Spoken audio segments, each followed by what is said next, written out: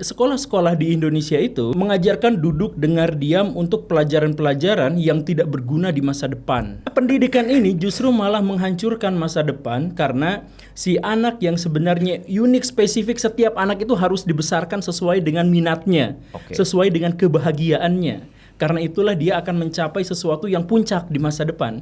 Tapi itu tidak. Orang-orang yang sangat-sangat berbeda itu semuanya harus dibatasi di dalam sebuah kelas pengajaran, kemudian dapat nilai yang juga distandarisasikan. Anak-anak kecil itu semestinya ketika dia punya otaknya itu ditarik-tarik dulu, dibuat berkembang dulu, baru diisi.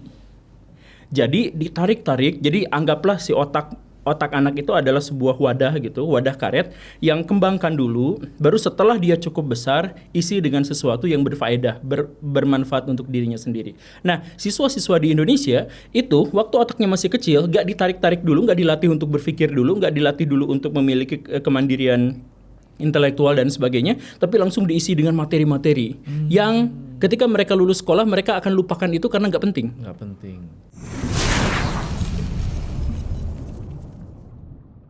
Kita tuh sok tahu atau sok gimana gitu. Tapi memang sejak awal ini ada sesuatu yang harus dirubah. Makanya pas saya masuk ke atau saya memilih jurusan, awalnya saya tuh milih jurusan yang langsung fokus ke pemerintahan gitu. Karena saya pengen mengubah.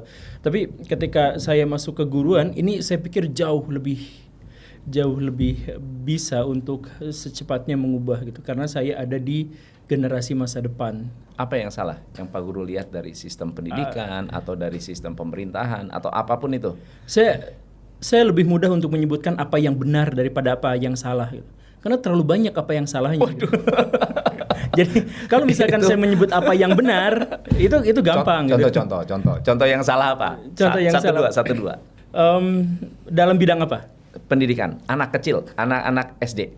Dalam bidang pendidikan misalkan, sekolah-sekolah kita itu tidak mengajarkan agar mereka itu menjadi pintar, tetapi mengajarkan mereka untuk menjadi bodoh. Kok bisa? Ya iya, sekolah itu mengajarkan kita untuk menjadi bodoh karena apa? Karena dia dijauhkan dari bakat alamiahnya. Dia dijauhkan dari takdir yang diajukan Tuhan. Bukan berarti melanggar takdir, tetapi misal begini, setiap orang itu spesifik, unik, berbeda satu sama lain. Karena itu maka sebenarnya kalau dia mampu untuk mencerap apa yang jadi bakat minatnya, dia akan di masa depan, dia akan berkarya, dia akan bekerja di satu bidang di mana dia sangat bahagia dan dia dapat untung dari situ. Oke. Seharusnya begitu. Kan pekerjaan yang paling bagus itu bukan pekerjaan yang paling menghasilkan banyak uang, tapi yang paling memberikan kebahagiaan. Ya. Saya harap disetujui. Nah, karena itu sekolah-sekolah di Indonesia itu, atau sebenarnya lebih banyak di seluruh dunia, sekolah-sekolah itu mengajarkan duduk, dengar, diam untuk pelajaran-pelajaran yang tidak berguna di masa depan. Wow.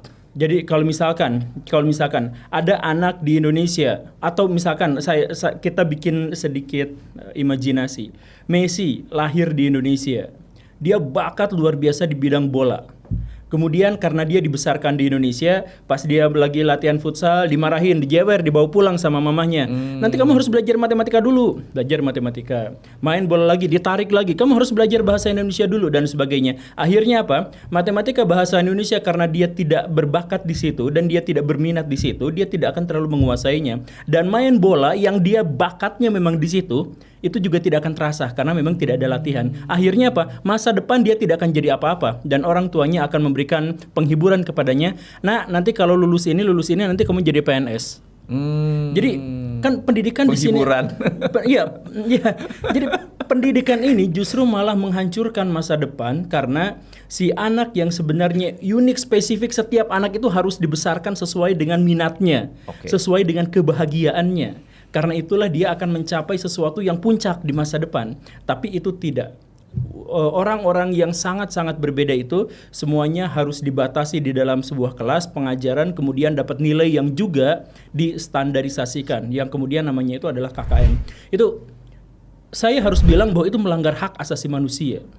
Tetapi itu terjadi. Ada nggak sekolah-sekolah yang tidak menerapkan itu? Misalnya sekolah internasional atau sekolah-sekolah Ya, lain. tentu saja berbagai alternatif itu ada. Saya juga misalkan tidak mengatakan sepenuhnya bahwa sekolah-sekolah itu salah. Sekolah-sekolah itu korban zaman. Iya, korban karena korban dari ketidaktahuan orang-orang, korban dari ketidaktahuan para pemimpin besar. Saya berkali-kali berbincang dengan misalnya, saya mohon maaf, dengan profesor yang terkait dengan bidang pendidikan, saya berbicara dengan rektor, saya berbicara dengan apa. Banyak di antara mereka yang bahkan falsafah pendidikan mereka gak terlalu paham. Karena tanggung jawab mereka sebenarnya adalah untuk membesarkan universitasnya, untuk mengapa. Jadi psikologi pendidikan yang paling dasar itu tidak mereka pahami. Atau psikologi paling dasar yang tidak mereka pahami diantaranya adalah seperti ini misal ya. Saya mohon maaf.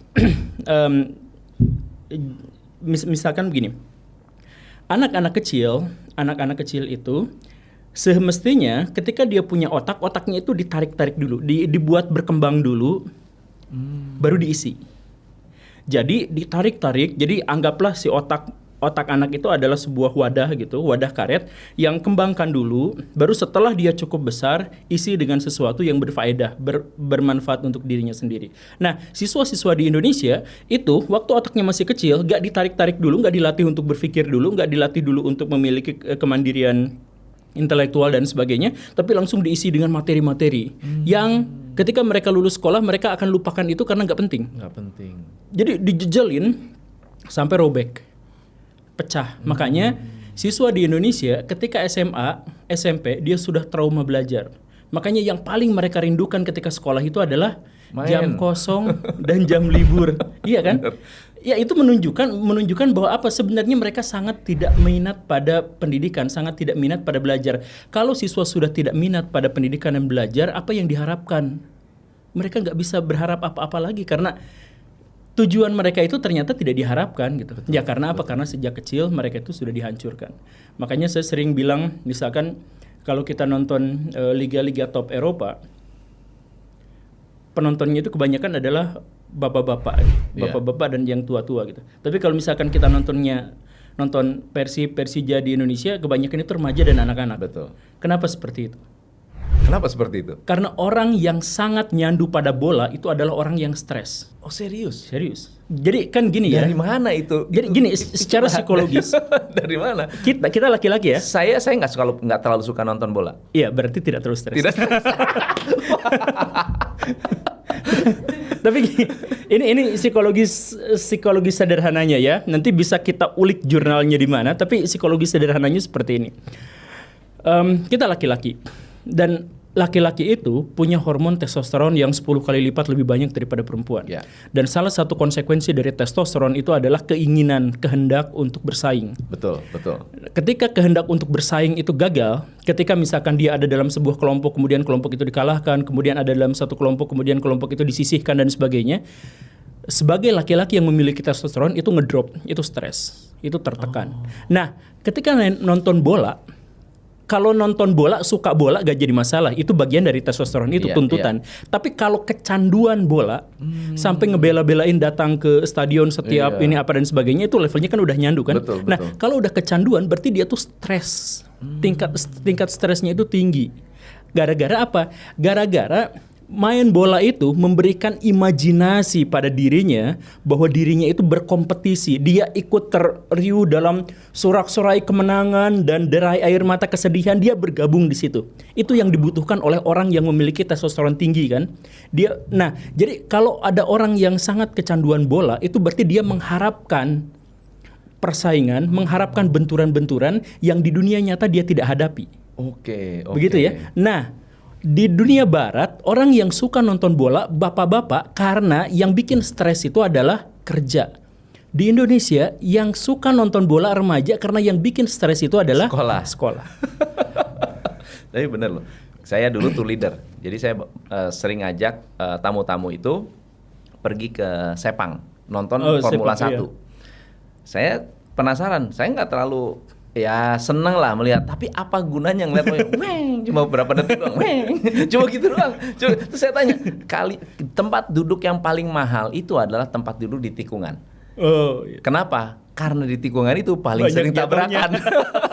Terus kalau saya tanya ke tamu-tamu, lu kalau datang ke sini mau ngapain? Mau lihat show-nya kah? Mau lihat apa? Enggak, gue mau lihat siapa tahu ada yang nabrak gitu. ternyata itu adalah salah satu apa ya, hasrat juga untuk melihat satu drama gitu ya, yang mengangkat atau yang memuaskan testosteron dia ya. Kita didorong untuk melakukan itu gitu. Waduh, luar biasa. Nah, kalau masalah visinya Pak Guru sendiri apa yang menjadi ambisi atau apa ya, burning desire-nya? Ada visi besarnya itu tentu saja adalah mengubah Indonesia menjadi lebih baik dan mengubah ajaran agama, mengubah masyarakat yang seagama dengan saya itu menjadi lebih baik. Itu visi saya itu. Hidup mati saya itu untuk itu pokoknya. Tapi sejauh mana mereka itu apa ya, tidak sejalan saat ini? Ya, salah satu yang menjadi tantangan terbesar saya itu adalah gara-gara sebagian besar masyarakat itu memilih untuk tidak tahu. Karena untuk menjadi tahu, untuk menjadi berkesadaran itu membutuhkan keberanian dan pertaruhan yang sangat luar biasa. Saya bikin video dan terupload misalkan siang ini, bahwa sebagian besar orang itu memutuskan dirinya untuk menjadi bodoh karena untuk menjadi pintar itu berat. Memutuskan untuk menjadi bodoh itu, misal saya mohon maaf ya, apa ini terlalu vulgar atau tidak. Tapi saya jelaskan begini. Kebanyakan dari otak kita itu sebenarnya mampu mengakses informasi, kemudian mengolahnya, kemudian mensintesiskannya sekaligus. Otak kita itu adalah otak yang sangat luar biasa. Tetapi kalau misalkan kita menjadi seperti itu, maka akan ada lebih banyak pertaruhan. Misalkan begini, kalau saya berbeda dengan pihak lain, maka saya akan dicap ada di luar kelompok. Kalau misalkan saya ada dicap di luar kelompok, maka itu berbenturan dengan naluri kawanan saya, atau itu istilahnya mental kawanan. Jadi mamalia yang biasa hidupnya, mamalia yang lemah itu biasanya dia berkelompok. Betul. Dan mereka akan sebisa mungkin ada di tengah, tidak di depan, tidak di belakang, tapi harus di tengah-tengah. Karena disitulah tempat mereka paling nyaman dan paling jauh dari predator, dari kemungkinan serangan predator. Nah, kalau misalkan ada di posisi paling belakang, maka mereka, dan kemudian susah untuk narik ke depan, maka mereka akan narik orang yang ada di depan untuk disimpan ke belakangnya. Supaya dia tetap di tengah. Iya, itulah mekanisme munculnya gosip. Mekanisme munculnya menghancurkan reputasi orang lain. Karena kita tetap harus ada di tengah, tapi kita susah untuk menyalipnya. Ya udah, simpan orang lain di belakang kita, hancurkan reputasinya, perburuk citranya, jelek-jelekan dia di muka publik dan sebagainya. Nah, itu jadi konteks gosip dalam hal ini itu adalah alat pertahanan diri, mekanisme pertahanan diri, kan begitu. Nah, jadi kalau misalkan kita ada di belakang saja kita harus bergosip, apalagi kalau kita ada di luar. Apalagi kalau ada di luar. Pihak-pihak yang ada di luar itu benar-benar pihak yang harus super duper berani gitu. Harus, makanya kebanyakan kita itu menolak untuk ada di luar kelompok, menolak ada di luar apa. Kita akhirnya menciptakan identitas-identitas palsu agar kita bisa bersama dengan orang-orang gitu. Kan kita akhirnya memunculkan identitas palsu. Saya mohon maaf ya. Misal begini. Ada satu kelompok masyarakat yang mengidentifikasi bahwa dirinya itu adalah kelompok, kita bisa sebutkan istilahnya ya, misalkan kelompok, misalkan begitu ya, biar ada dalam bagian dari kelompok situ gitu. Sebenarnya sebagai manusia itu, dia sebagai orang itu gagasan berpikirnya beda dengan orang lain, cara dia memahami Tuhan berbeda, cara memahami agama berbeda, cara memahami kehidupan berbeda, cara menghadapi apapun dia berbeda sama pihak yang lain. Tapi dia mendeklarasikan bahwa dirinya itu sama dengan misalkan kelompok yang lebih besar. Jadi susah sekali untuk kita itu mengaku ada di luar kelompok. Susah sekali untuk kita itu menjadi mandiri atau independen secara intelektual, karena itu berbenturan dengan mentalitas kita untuk tetap ada dalam sebuah kawanan. Oke. Ini mungkin kalau saya berpikir bisa seperti persaingan bisnis. Kalau persaingan bisnis itu ada bisnis yang sedang bagus, gimana nih caranya supaya mereka turun ya? Dibikin gosip. Kalau zaman dulu tuh ada katanya wah ini mengandung lemak babi gitu kan. Jadi semua orang pada nggak berani beli gitu. Iya. Padahal di tes nggak ada gitu. Kayak sekarang mixue ini halalnya hilang gitu. ini kok halal kemana nih? POM-nya gimana? Padahal itu semua sudah mengikuti aturan. Apakah itu salah satu cara mereka juga untuk melakukan apa menurunkan apa membuat orang itu jatuh supaya orang nggak berkembang gitu? Orang kalah yang bergosip itu sangat-sangat berbahaya. Sangat berbahaya ya. Karena dia bisa mengolah kebodohan menjadi kebencian, itu yang pertama. Dan yang kedua yang lebih buruk lagi adalah karena secara hierarki manusia, pecundang itu jauh lebih banyak daripada pemenang. Betul. Bagaimanapun. Jadi lebih banyak orang yang berpotensi menjadi pembenci daripada yang tidak. Yes. Nah, jadi orang yang pecundang itu bisa saja mengompori temannya yang lain. Tahu nggak? Kita tuh kemarin kalah dalam persaingan bisnis ini. Itu bukan gara-gara kita, tapi gara-gara itu si tuh yang gini. Mereka tuh main curang apa gitu kan kayak gitu ya. Kalau kita diri kita kalah, itu kan kita frustasi, kita stres. Dan salah satu cara untuk meredakan emosi kita, meredakan kemarahan kita, menyusutkan kekecewaan kita adalah dengan menunjukkan bahwa kita tidak salah. Bahwa kita tuh kesalahannya bukan ada dalam diri kita. Itu kan sebenarnya gini, kalau ada dua pebisnis misalkan ya. Kemudian yang satu mengalahkan yang lain. Katakanlah yang lain itu yang kalah itu adalah si C misalkan, si C itu kalah. Nah, kalau misalkan dia pintar sedikit, dia mengevaluasi diri, saya salahnya apa, dia benernya apa, dia metodenya apa biar jago, saya metodenya apa sampai kalah ini dan sebagainya. Dia melakukan evaluasi itu, dia bisa saja mengimbangi bahkan mengalahkan betul. Kelompok yang menang ini sebelumnya. Kalau pakai logika. Tapi logika kita itu terhambat.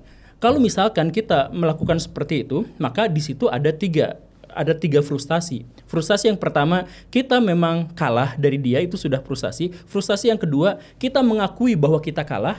Frustasi yang ketiga, kita mengevaluasi diri kita salahnya di mana. Ya. Mengakui diri kita salahnya di mana aja udah memunculkan frustasi. Itu. Nah, jadi walaupun secara logika kita sangat mungkin bisa mengalahkan orang yang ada di sini, logika bisa saja ya, secara logika kita analisis SWOT misalkan yang sederhananya analisis SWOT gitu ya. Kita salahnya di mana, mereka ininya gimana dan sebagainya, kita bisa mengungguli bahkan mengalahkan kompetitor kita. Tapi kita lebih cenderung ya kita kalah mah emang dianya yang main, itu mah ada orang dalam, itu mah ada orang apa yang kayak orang gitu. kaya udah pasti korupsi deh. Ya orang kaya korupsi. Ya saya dengar itu. Atau misalkan kita limpahkan kekurangan itu pada sesuatu yang tidak bisa ditakar. Misalkan ya ini udah takdir ilahi, itu nggak bisa ditakar, nggak bisa ditakar. Nah jadi orang-orang yang kalah itu dan kemudian membenci itu lebih besar bahayanya karena dia bisa menularkan pada orang-orang yang lain yang populasinya tentu saja jauh lebih banyak daripada yang menang. Nah Pak Guru, saya mau agak sedikit masuk ke pendidikan lagi karena tadi ada kaitannya dengan kebodohan tadi ya. Kan Pak Guru tadi bilang bahwa pendidikan itu saat ini sistem pendidikan yang ya sepemikiran dengan Pak Guru itu mungkin nggak terlalu banyak atau saat ini mungkin ada 1-2. Tapi sekarang banyak sekali isu-isu dengan pesantren, cerita tentang pesantren yang banyak kasus lah. Saya juga nonton di videonya Pak Guru kan, ada pesantren, ada percabulan lah, pelecehan lah dan seterusnya. Itu menurut Pak Guru gimana tuh? Yang sekarang ini banyak terjadi dari guru-gurunya malah yang pelakunya begitu. Iya, makanya gini. Saya tuh beragama Islam dan saya menganggap bahwa Islam itu adalah sesuatu yang sakral. Ya. Setiap orang yang beragama itu menganggap agamanya itu sesuatu yang sakral. Wajar kan ya? Nah, wajar. Nah, tetapi karena logika kita itu tertutupi oleh yang tadi itu, kebodohan yang disengaja. Kita tertutupi oleh kebodohan yang disengaja, maka banyak di antara kita itu yang kemudian membalik ke realitas gitu. Sesuatu yang disakralkan menjadi tidak sakral, sesuatu yang tidak sakral jadi sakral. Pesantren itu profan. Saya tekankan sekali lagi, pesantren itu produk budaya. Bagaimanapun. Misalkan di zaman Nabi bikin pendidikan ya namanya kutab misalkan ya. Pelajarannya apa? Pelajarannya berolahraga, baca tulis. Kemudian di era para sahabat antropologi, ilmu budaya. Nah kayak gitu. Jadi kalau misalkan mau ngikutin ajaran pelajaran Nabi, misalkan yang ngikutin misalkan pendidikannya ala Nabi, ya pelajarannya yang pelajaran seperti itu. Kalau mau, bahkan di era kekhalifahan Umayyah dan kemudian Abbasiyah itu ada ilmu perbandingan agama. Itu seminggu sekali ada dialog antar agama di depan khalifah. Kalau mau pelajarannya kayak gitu. Tapi kan nggak gitu. Artinya apa? Artinya ya mau pesantren, mau apa yang sekarang bermunculan kutab apa dan sebagainya, itu sebenarnya adalah produk budaya. Dan karena itu maka dia sah, legal, boleh untuk dikritik. Nah, sekarang kenapa pesantren ada banyak sekali? Kita samar soal datanya ya. Kita samar soal datanya berapa persennya, tapi setidaknya media masa kita memberitakan itu seminggu sekali. Seminggu sekali itu ada kejadian di pesantren yang buruk-buruk yang menunjukkan bahwa di situ itu ada sesuatu yang harus diperbaiki. Nah, tetapi sesuatu yang harus diperbaiki itu tidak boleh diperbaiki, tidak boleh disentuh karena dianggap sakral. Hanya gara-gara di pesantren itu kemudian mengajarkan ritual-ritual, tradisi-tradisi dalam Islam, bukan berarti itu sakral kan? Sebenarnya kan begitu. Betul. Nah, tapi gara-gara itu begitu, maka dimanfaatkan sehingga pesantren yang beneran, kiai yang beneran itu jadi kena imbasnya. Sekarang itu MUI, Kementerian Agama dan sebagainya susah untuk mengeluarkan izin untuk pesantren misalkan. Jadi karena apa? Iya karena banyak kasus pencabulan itu. Artinya pesantren yang beneran juga malah samar ya jadinya. Malah samar, kita nggak bisa ini. Bahkan ada di selatan Jawa Barat itu pesantren-pesantren itu mengajarkan kesesatan, mengajarkan anti NKRI misalkan yang seperti itu banyak sekali. Tapi itu tetap bertahan gara-gara itu adalah modal kampanye bagi paslon tertentu. Wow. Jadi paslon ngomong sama satu kiainya, Pak Kiai punya suara berapa? Ada 10.000. Santri saya sekian, keluarganya sekian. Kalau saya bilang pilih coblos A, ya mereka pilih coblos A. Ya udah Pak, nanti pesantrennya saya bantu ngebangun, tapi nanti coblos saya ya. Itu jadi transaksi, alat transaksi dari yang kecil sampai yang gede itu ada alat transaksi politik yang seperti itu. Jadi bisnis ya? Iya, jadi bisnis. Nah, kan itu bisa dikritik. Dengan demikian, dengan kita mengkritiknya, maka kita punya potensi besar untuk memperbaikinya. Betul. Kan perbaikan itu dimulai dari kita memahami apa yang salah. Benar. Nggak mungkin kita memperbaiki tanpa kita tahu apa yang salah. Makanya kritik itu menjadi sesuatu yang niscaya. Nah, tapi mengkritik itu menjadi tidak boleh karena dianggap mengkritik kesakralan agama. Jadi mengkritik mobilnya seolah-olah mengkritik penemunya gitu, padahal yang bikin siapa gitu kan. Iya, itu beda. Ini inovasi, ini sesuatu yang memang bisa diperbaiki, bisa diimprove, bukan berarti kita mengkritik siapa yang menemukan. Oke, baik. Wah, itu luar biasa. Apa saja sih Pak Guru yang Pak Guru lihat itu paham-paham yang bertolak belakang yang selama ini beredar di masyarakat? Ya, jadi karena gini nih, untuk masyarakat atau ginilah kita tarik dulu ke agak jauh secara umum, secara general gitu. Kenapa orang-orang Eropa begitu mudah untuk melakukan inovasi dan inovasi mereka itu relatif tidak mendapatkan tentangan yang kuat dari masyarakat? Karena sejak awal mereka itu dilatih untuk menjadi percaya diri. Ketika mereka dilatih untuk menjadi percaya diri, maka mentalitas kawanan mereka itu kurang sedikit. Mentalitas mereka itu adalah mentalitas hewan pemburu, bukan hewan kawanan. Makanya mereka menjajah bukan dijajah, karena mereka tuh nyerang, fokusnya itu adalah saya lebih hebat daripada orang lain. Saya misalkan bisa kan banyak slogan-slogan mereka, takdir itu di tangan kita. Mereka selalu bilang yang seperti itu kan. Jadi mereka itu sebenarnya terlalu percaya diri terhadap dunia. Sejak awal mereka sudah seperti itu salah satu keunggulan budaya mereka. Dan karena itulah maka ketika misalkan mereka melakukan inovasi-inovasi, tidak banyak orang yang menentangnya karena tidak ada blok mental kawanan itu. Bahkan itulah alasan kenapa mereka harus melakukan atau mempraktekkan atau menerapkan demokrasi. Kan demokrasi itu muncul dari orang-orang yang terlalu pengen berkuasa, yang terlalu ingin berkuasanya banyak. Karena itu muncullah demokrasi. Wow. Iya. Jadi sebetulnya presiden itu berkuasa apa enggak? Seharusnya. Tapi kan jadi gini, mau demokrasi, mau teokrasi, mau apa, itu semuanya palsu, itu semuanya bohong, itu topeng, gimmick. Yang aslinya iya. Yang aslinya itu adalah prank tuh ya.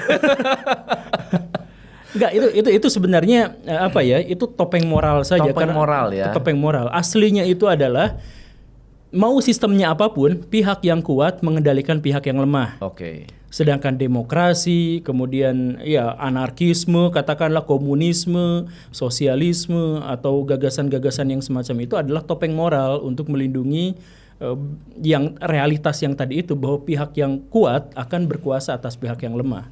Jadi kalau saya tanya, kira-kira presidennya siapapun di Indonesia ada dampak nggak, ada efek nggak?